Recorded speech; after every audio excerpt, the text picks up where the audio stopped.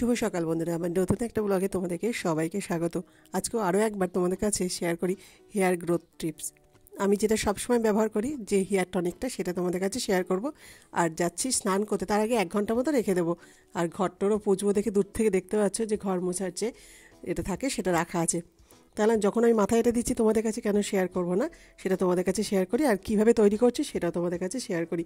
আর এটা যদি তোমরা ব্যবহার করো, চুলের গ্রোথ যে কতটা হবে সেটা তোমরা 15 দিন ব্যবহার করার পরেই দেখবে। এখানে নিয়ে নিয়েছি কালো জিরে, মেথি আর কারি পাতা। তিনটে কিন্তু আমাদের চুলের জন্য খুব উপকারী। এটা জলের মধ্যে 1 কাপ জলের মধ্যে ফুটিয়ে নিয়েছি। আর বেশি যেহেতু লাগবে না, যেদিন মাথায় দেবে সেদিনও বানানো যায়, বানিয়ে ফ্রিজে 1 সপ্তাহ রেখে দেওয়াও যায়, কিন্তু কোনো নষ্টও হয়ে যায় না।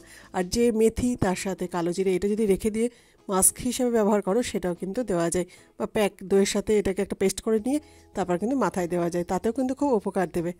এটা ঠান্ডা করে নিয়ে একটা স্প্রে বোতলে ঢেলে রাখো বা তুলো দিয়ে মাথায় দিয়ে নাও।